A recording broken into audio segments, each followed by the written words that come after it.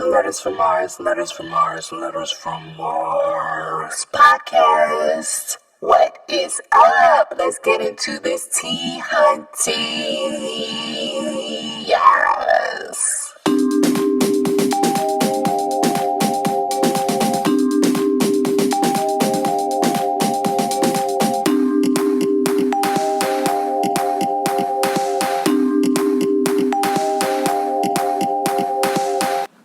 Hello, loves. My name is Junie Marz, and this is Letters from Marz, a podcast all about positivity, energy, and creativity, all created to help you live your best life and you feel your best. Full of inspiration, ideas, and innovation, this podcast was made for you. Now let's get into it, honey.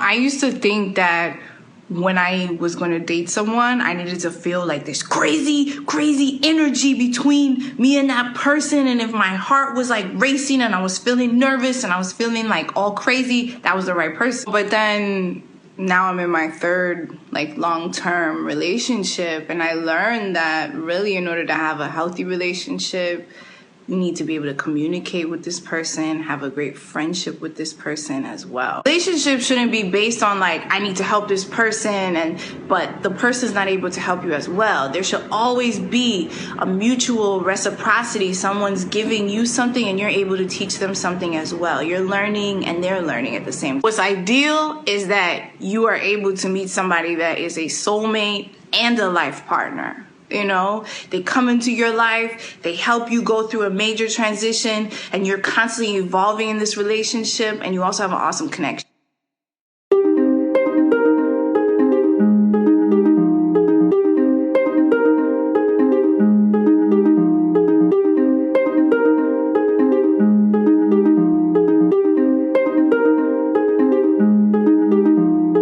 Love.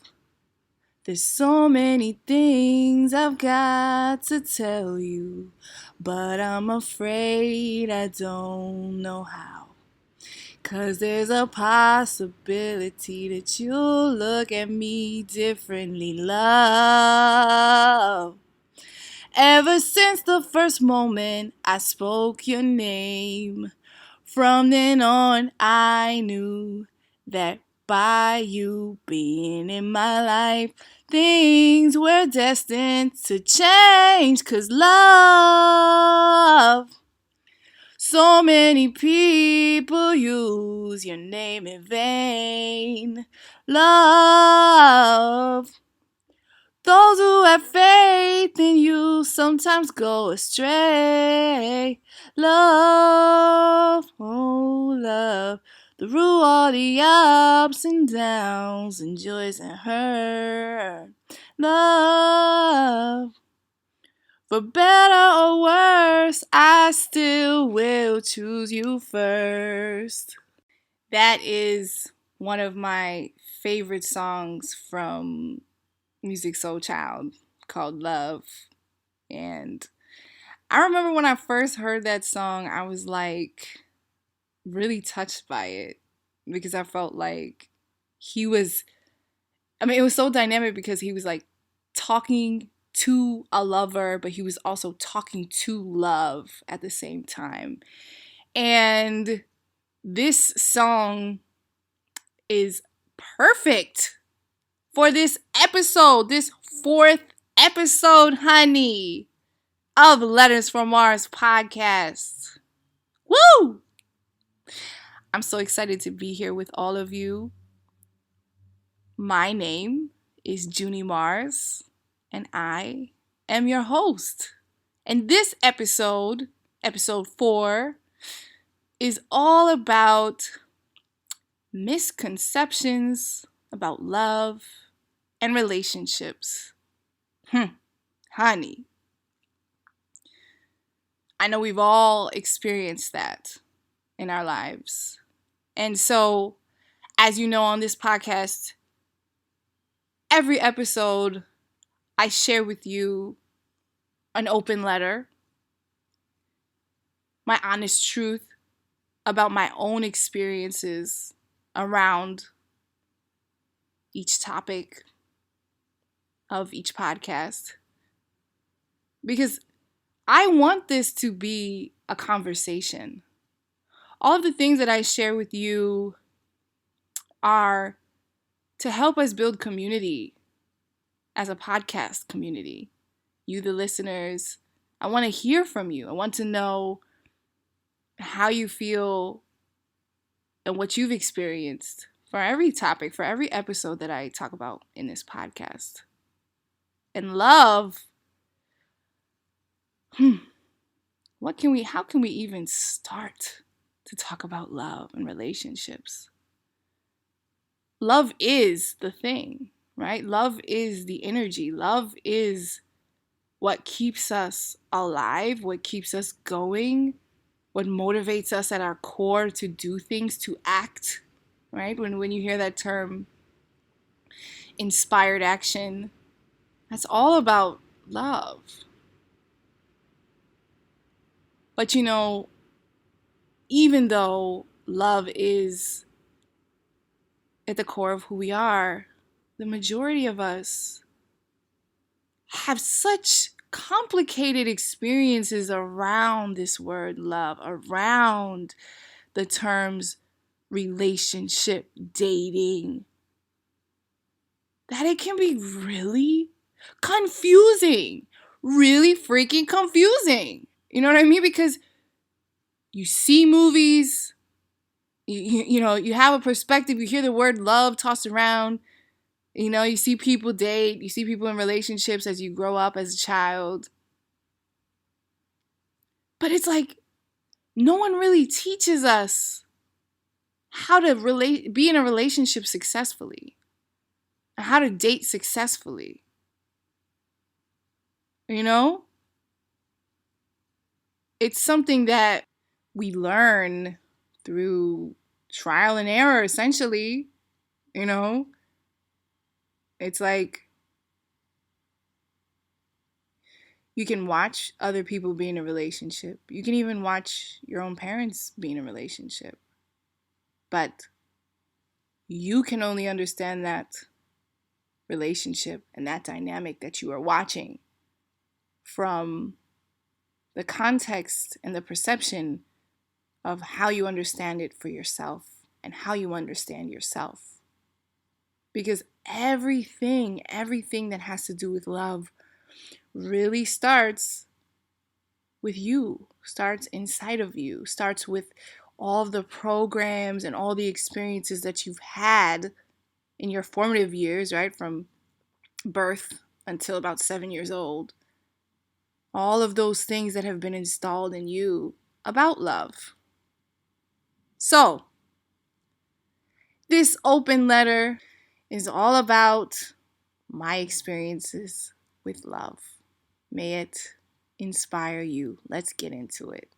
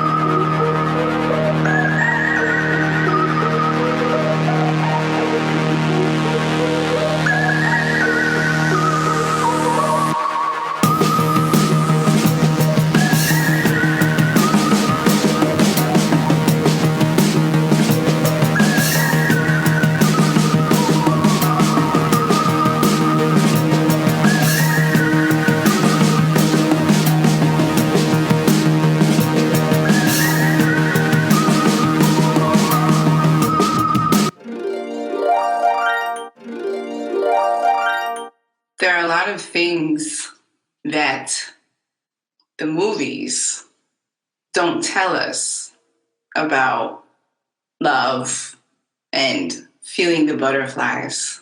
But as a child and growing up, I learned a lot about what love and relationships were supposed to be about through the movies, because that was the only form of positive, loving relationships that I saw. Let me tell you a little bit about my childhood. I grew up with my mother, an awesome mom. She was a single mom. And I knew my dad. He was in my life, in and out. He apparently came into my life when I was 3 years old. And my mom told me he saw us at a Jazzmobile event. And if any of you are from New York, you may be familiar. That's a jazz festival that happens once a week every summer. And because he saw me there and thought I was cute, he decided that he would become more involved in my life. That was the foundation of my first relationship with men, my father being the example, right? The relationship that we create with our parents is our first experience with what love is supposed to be like. So when we think about love, that starts to frame how we imagine our lives will be like with our partners, right? With the people that we start to love later on in life. For me, when my parents were in the same room, I would brace myself because typically it would end up in a screaming match. From my parents, I learned that love was complicated. It was tumultuous. It was not a happy thing. But in the movies, there was a different picture painted. I saw a lot of love and butterflies and people being very passionate towards one another. So I held on to that, despite all that I experienced growing up. I learned from the movies that love was supposed to be this unconditional thing. So I thought that's what love would be like in my own family. I remember the first time that I learned that love was actually conditional. It was the summer of my 6th grade year. So I had just graduated from the 6th grade. And my father made an announcement to my mother that we would be all going to enroll me into a math and science program for the summer. So every summer, the thing that I looked forward to the most was going to sleepaway camp.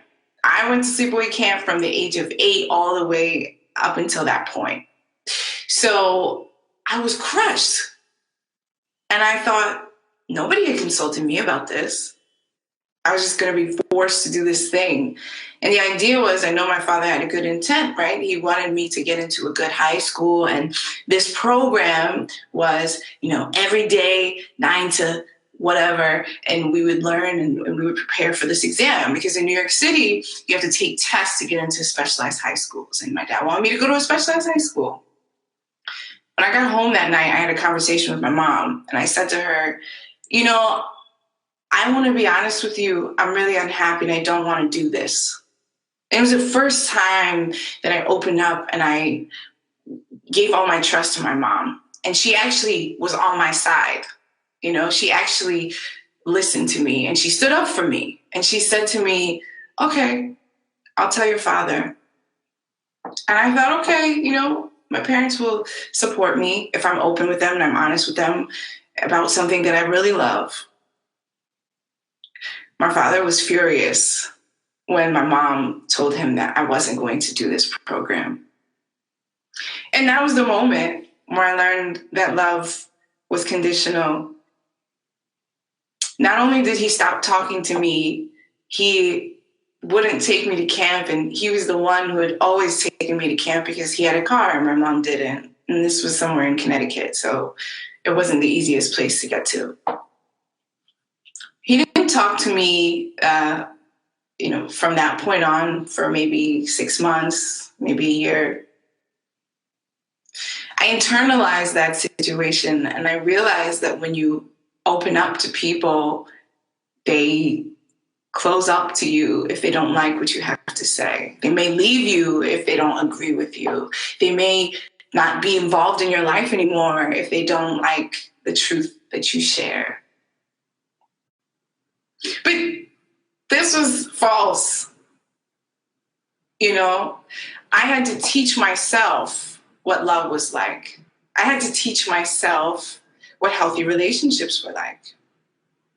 When I first started being in relationships, because of what I had learned from that situation and from other situations, I wasn't very trusting of people. I never really showed any vulnerability. I wasn't willing to share what my true feelings were because I was fearful that if I did, I would lose that person. I didn't like getting into conflicts with people, so I was really quiet and I was really pleasing towards others. And that is the foundation of how you build unhealthy relationships and unhealthy boundaries. I learned from the movies that if something made you feel nervous and a lot of crazy energy and feelings and butterflies, that was something that was love. But that's not the way that nature works. If you go to a park and you go out in nature, you look at the trees and you look at the grass and you just listen. It's calm. It's peaceful. It takes time to grow. Trees don't just spring up overnight, honey. It takes a long time for trees to grow their solid foundation. And so that I had to learn was what love was all about. Love is not about feeling anxious, feeling nervous, feeling your blood pressure going up. Love is like a good cup of tea. It feeds you and it replenishes you enough so that you can feed and replenish someone else. And so when I was on my journey, and I'm still on my journey to loving myself and learning about love, I had to learn that it all started right here inside of me. For a long time, I didn't love myself. So I didn't know how to show love to other people. It was really hard for me. And I had to start to learn from as many sources as I could, from my friends, from the movies, from reading, from life experiences, that the only way you can really truly love other people is if you learn to love yourself. Because if you don't have any love for yourself, if you don't have any care, or you're not willing to be truthful and open and honest with your own self, how can you give love and be open and honest and understanding to other people? I love my father, but I had to look at him as a person. And I had to realize that people can only love you to the extent that they love themselves. You can only love other people to the extent that you love yourself. And honey, when I learned that lesson, I had a eureka moment like, oh, everything starts from within. What you allow is about what you allow in terms of how you treat yourself.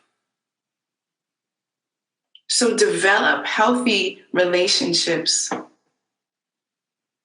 within yourself, with your mind, with your body, with your spirit. Feed yourself good food. Build a relationship with your body in that way. Feed your mind positive thoughts. Read things that inspire and encourage you. Listen to things that inspire and encourage you. Write and watch things that inspire and encourage you.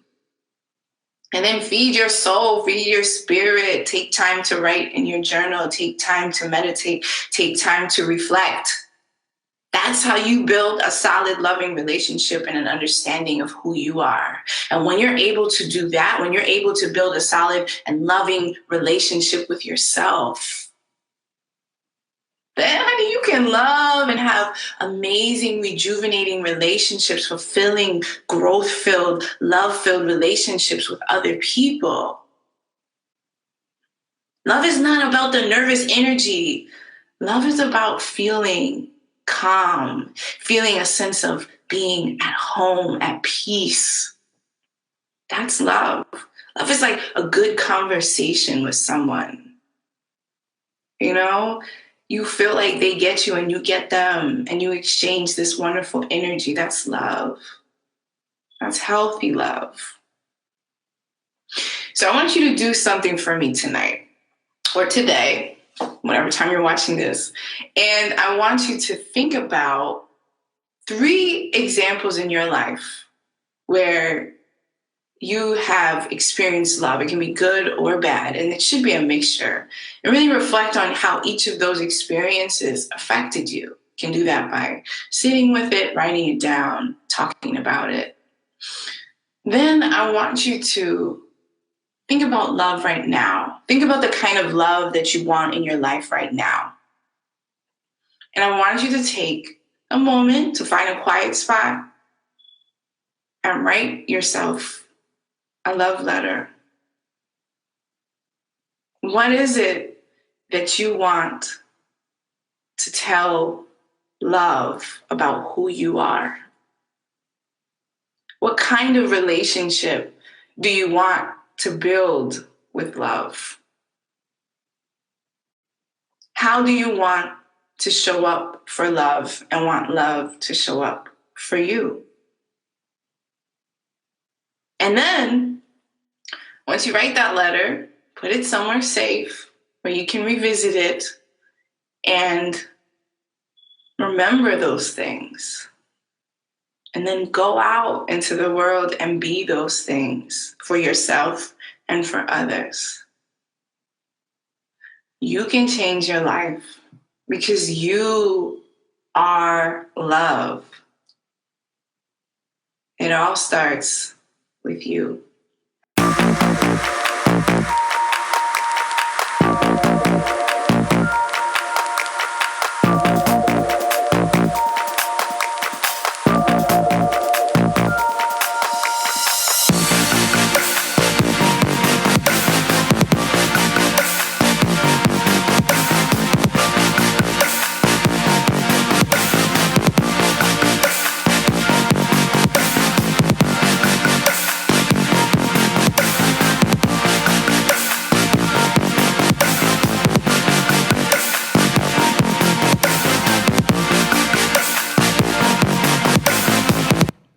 Man, that was some powerful stuff listening back to that open letter and thinking about where I was at that point in my life.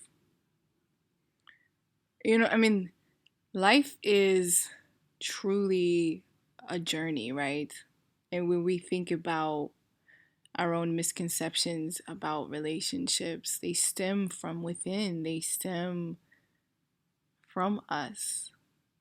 And so after listening to that open letter, I encourage you. And remember, all these things that I'm asking you to do, that I'm suggesting to you, are things I myself have done. Right? So writing a love letter to yourself, it may sound silly or like, weird, but it's really powerful in terms of its effect. Because when you write things down on paper, you make them real. So go for it, honey. Try it out. You know? It's a really exciting experience. and a very eye-opening and revealing experience when you start to review your life path, your life history, your relationships with love. You know, if you can revisit the first moments in your life where you've interacted with the word love, with the concept, I love you, you can start to piece together parts of your life. Real, true, realness, parts of your life that have seamlessly been tied together in moments that have led to where you are now. You know, when you get triggered by things and you don't know where that trigger is coming from, there's something in you that is being awakened when you get triggered. Whether it's what someone says or, you know, something that you see, those are all triggers that stem from an emotion, an experience, a feeling that you have felt in your childhood, your adolescence, that you haven't healed from. A lot of our complications in relationships stem from things we haven't healed from. And a lot of the way that we are interacting with others in relationships stems from what we learned as children and the perception or the perspective from which we are reacting to things and which we are engaging with people, especially in something as intimate as love, is from the point that we have healed. Healed meaning evolved from situations that have affected us as children. And, you know, the saying or the term, your inner child, that's a real thing, honey. That's not some mumbo jumbo crap. That's some real thing. Your inner child is real. Because a lot of times when we react to situations, we are reacting from whatever age that inner child still is. Because at that age that inner child is inside of you, that inner voice, that inner feeling, that part of you that has not healed, that is your inner child. That's who's still getting angry in relationships or still reacting to things. And when you see it with that lens, you can understand that there's certain things that you react to in relationships, or there's certain misconceptions that you have about relationships that stem from how your parents treated you or the kind of relationship you saw with your parents. But none of that, just because it's familiar, none of that is necessarily healthy. But what we have grown to do is we have grown to accept things because they are familiar to us and because they feel comfortable. Just because it's comfortable doesn't mean it's healthy. Just because it's familiar doesn't mean it's healthy, but we started to accept things into our lives, people into our lives, energy into our lives that might not be the best for us, merely because it's what we are accustomed to. It is part of the way that we have learned how to survive, right? I found myself being attracted to people that were emotionally unavailable. And then I would say to myself, oh my God, why am I attracted to this person who's emotionally unavailable? Why do I keep attracting people like this? And there were two things there that I had to be real with myself about. The first thing was I myself was emotionally unavailable, trying to look for people who were emotionally unavailable. No, it doesn't work that way. Now you have to be at a point of putting out the energy that you want to attract. But you have to be that energy, right? In order to attract it.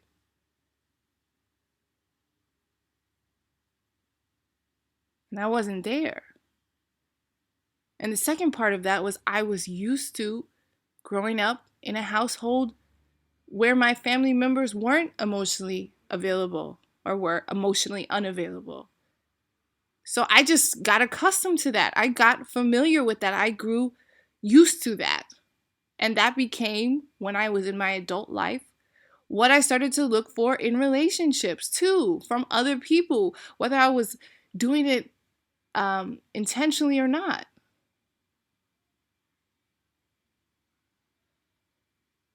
So, how do we start to heal? Honey. So many ways, but you know what I'm going to say because I always say this. The first part is writing it out, putting it down on paper, creating a journal, documenting those feelings, honey, because it makes it real. Are you keeping a journal? This is the 4th episode, and I think I've probably talked about this every episode. Are you keeping a journal? Have you bought one yet? You should. The second way is use those vocal cords, open up that throat chakra. Talk about it. If you can't talk about it with other people because you're not ready, talk about it with yourself though. Use your voice memo on your phone and start speaking about things that are happening to you.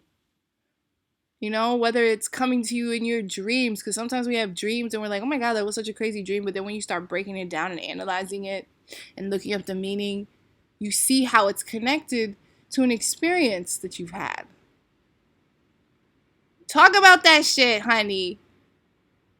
Get it out of your system. Stop holding on to it. Let it go. Release it, release it, release it. And if you're bold enough, share your story with other people.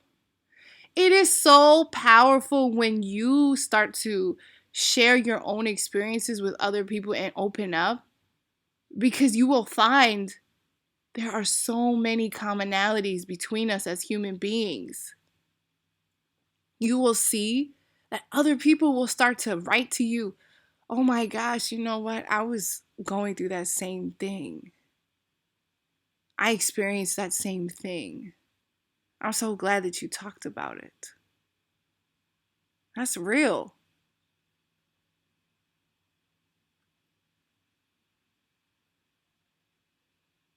That's real. The third thing is do your research. You know, start learning all that you can about yourself, about love, about relationships. One of the things that I love to do is talk to couples who've been married over 50 years, over 30 years, over 40 years, because they have the wisdom, honey. They know. And I remember when I was working at my last job, I asked this couple,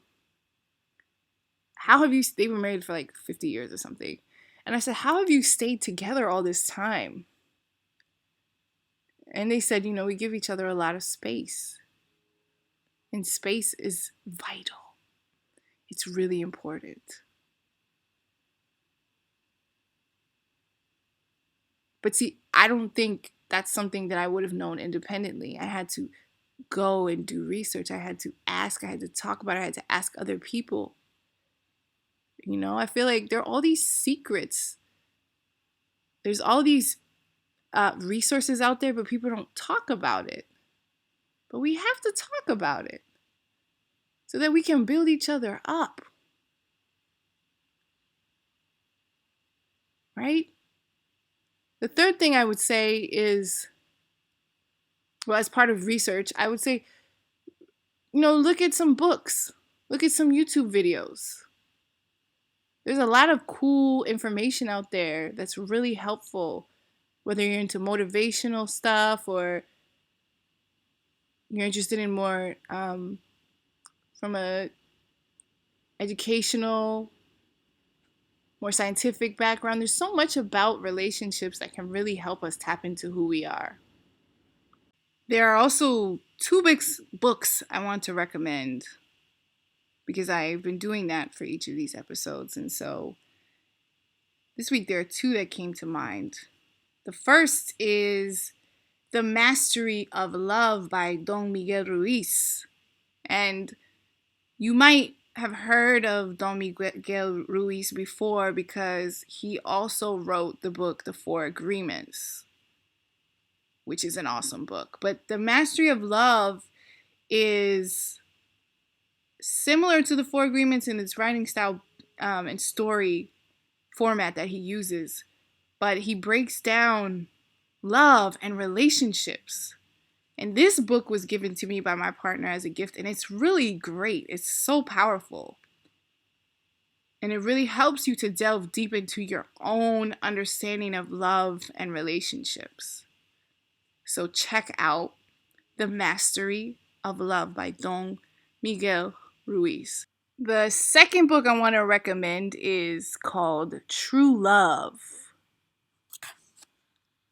A Practice for Awakening the Heart. And this is by the Zen Buddhist monk Thich Nhat Hanh. And it's amazing. In this lovely little book, and it's a small book, it's cute too in the cover, he is really talking about how to overcome your obstacles in love through mindfulness, right? Again, and connecting with yourself, your inner self, to better understand how you are as a partner and what role your own internal dialogue, your own experiences is playing in shaping your ability to really be open to love and your own perspectives on love, and also how you treat people, who you love.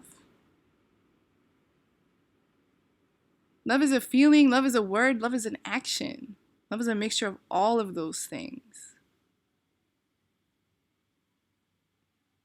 But what is at the core of living our best lives and being our best selves is loving ourselves. Because when we love ourselves, honey, we can love other people. But it's not until we love ourselves that we can successfully, joyfully, openly, lovingly love other people. So give yourself love, honey. And there's so much I can say on this topic. If you're following me on Instagram, you see that I have been doing videos about relationships.